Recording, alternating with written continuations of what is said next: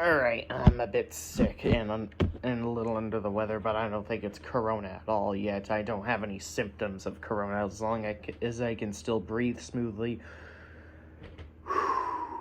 Then I'm still fine.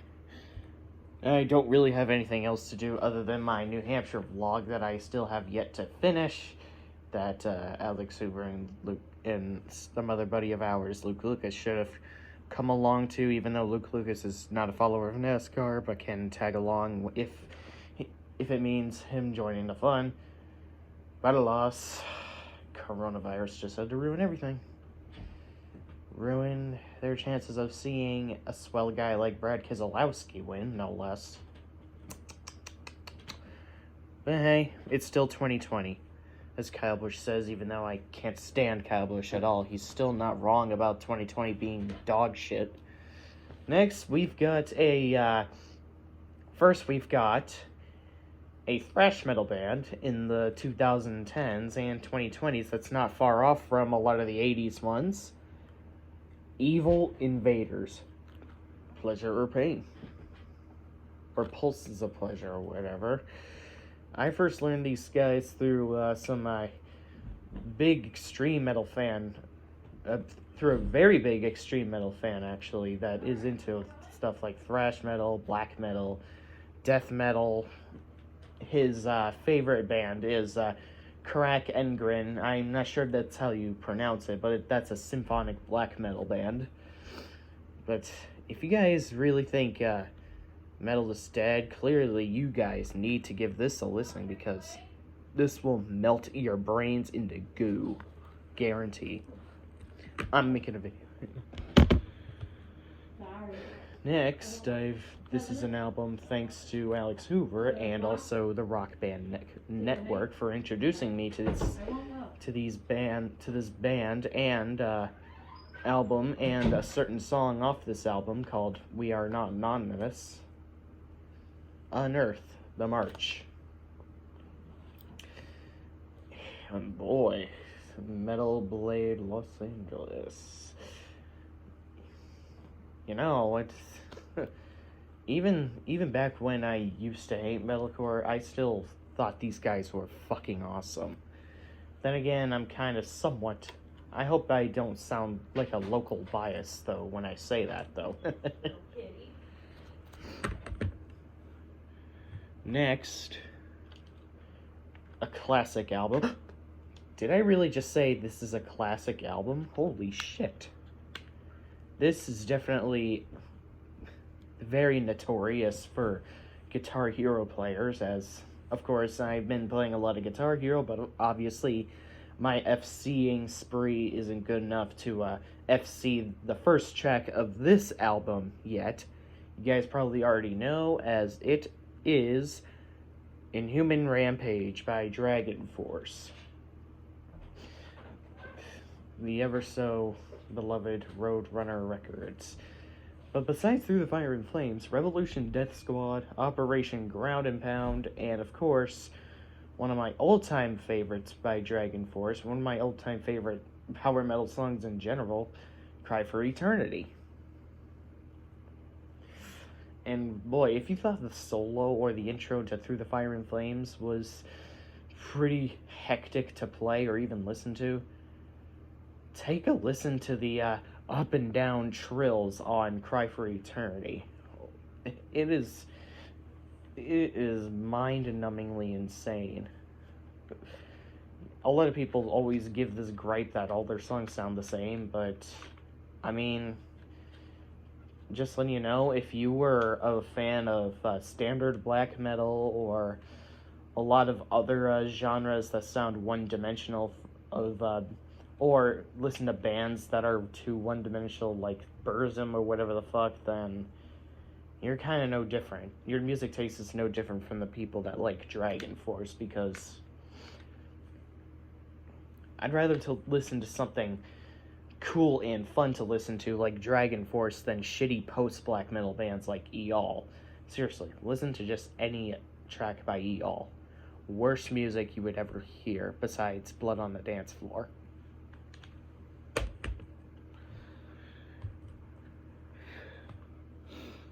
Next, we've got... I would be a horrible person if I never ever bought any albums or songs from this band if I really was into heavy metal as I claim to be, but Death by Fire Enforcer. Signed to, oh, look at that. It's almost every thrash metal, heavy metal, or black metal, or power metal, or progressive metal's record company. Everyone's go-to record company, Nuclear Blast Records. You got a nice little eerie intro on the song Bells of Hades, and then you are kicked off with a very hit the lights alike song called Death Rides This Night, with a touch of Iron Maiden and some Doc into it. But this album is very, and I mean very, very Kill 'Em All alike, with a touch of Iron Maiden to it.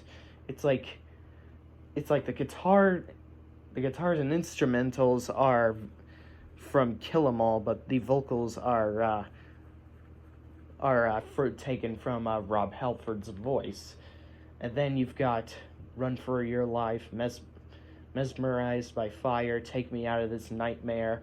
Just songs in general that the general metalhead that thinks that Metal with Dead would have their mind turned to shit over if they were to discover the very second track. The moment that the second track would play, they would have their Metal is Dead delusions nuclear annihilated.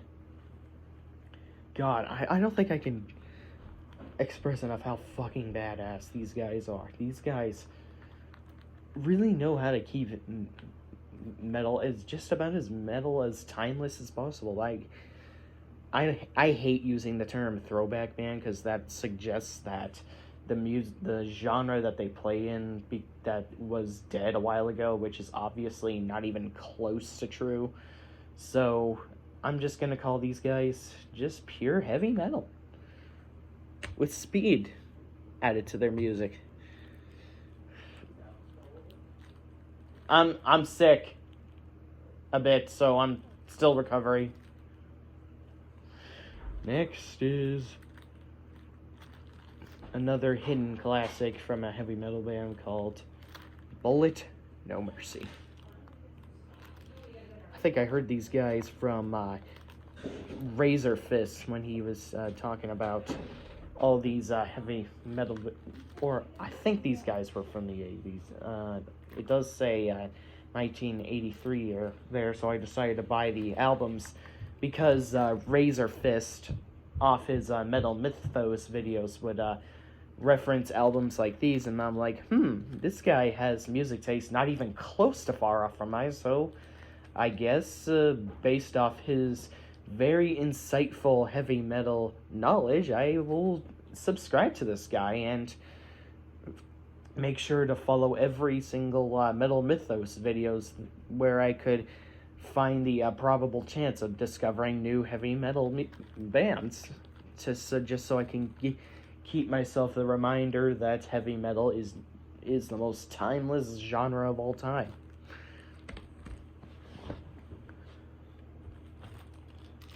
And next is another Bullet album, assigned to the go-to company for every metal band, Nuclear Blast Records. So far, I've heard the first 6 tracks on my iPhone, but knowing how strange the Apple Music thing could be whenever you're not on the Wi-Fi, I thought it would be good to buy a CD as a backup and then download it onto iTunes, just so I would not have to struggle. Next is Ozzie Osborne's new album, Ordinary Man. I mean, it's Ozzie. What more can I say? It's gonna be a killer to listen to, and as well as Testament's new album. Next, I think this has officially completed my Dream Theater discography hunt. The Astonishing. Roadrunner Records.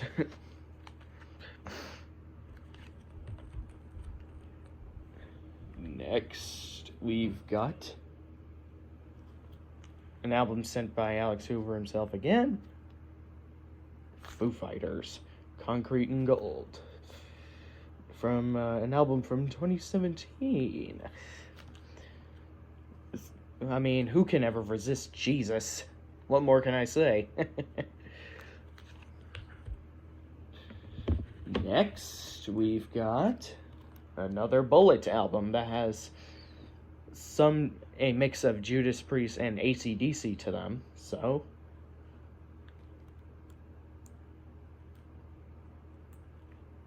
heading for the top. This, no doubt, is going to be a definite killer to listen to.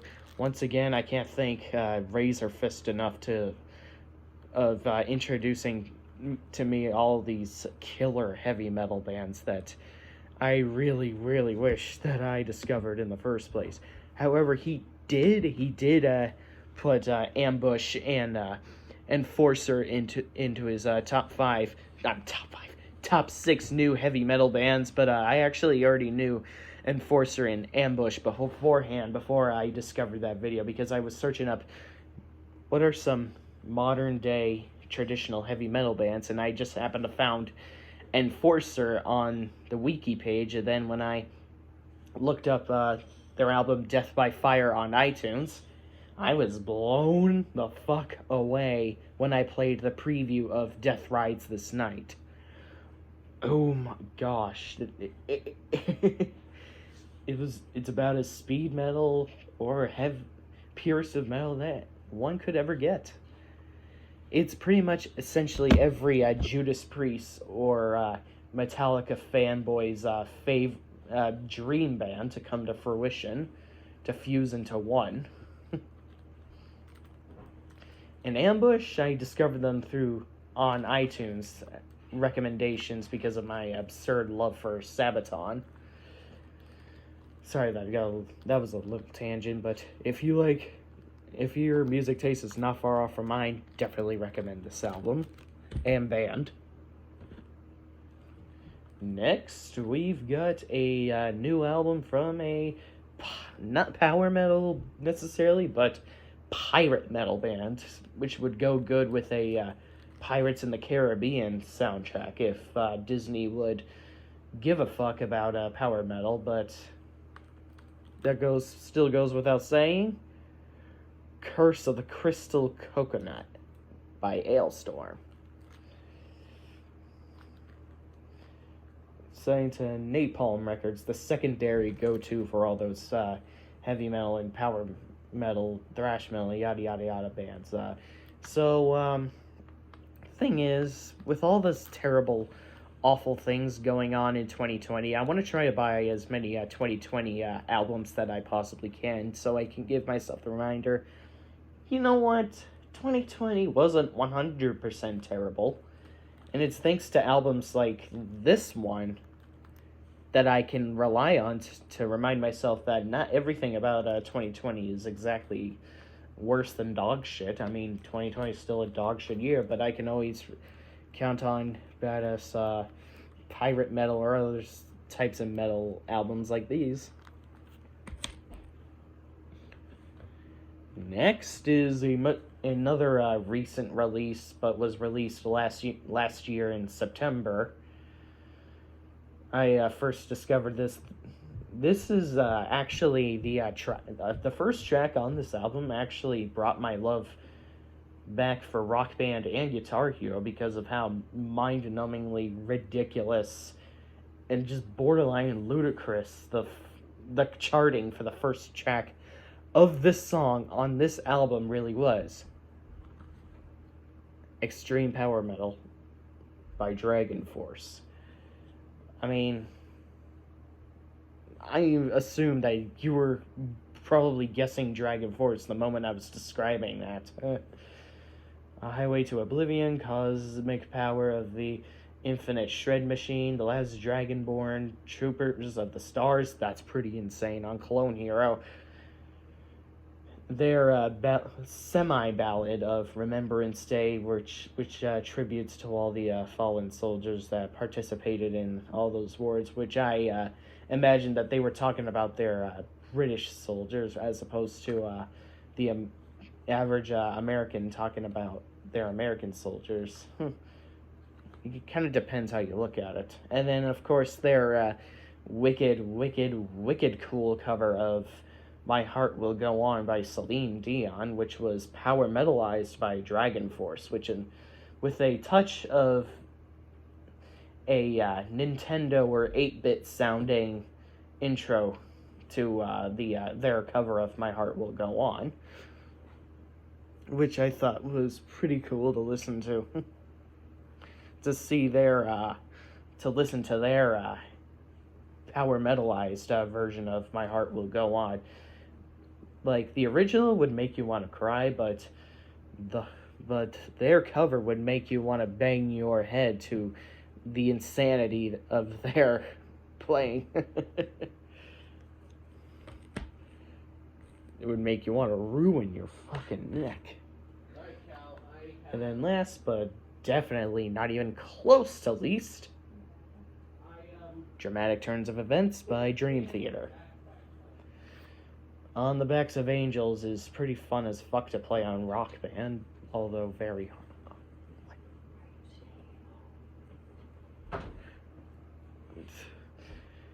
And of course, it was assigned to Roadrunner Records. This was the first album that of Dream Theater that one of their big key members, Mike Portnoy, was not in participation. So this album is kind of a bittersweet. I mean, I like the album a lot, but I'm just a little bit on them not including their badass drummer, Mike Portnoy, which is my favorite drummer of all time. And it sucks that they're not with one of the best. He's not with one of the best prog metal bands anymore. I'll still go see Dream Theater live if or when the pandemic is finally over. But it just sucks because Mike Portnoy hasn't been with them for a whole decade. There still could be a possible reunion tour or whatever, but oh look. The CD of Extreme Power Metal is still in my car.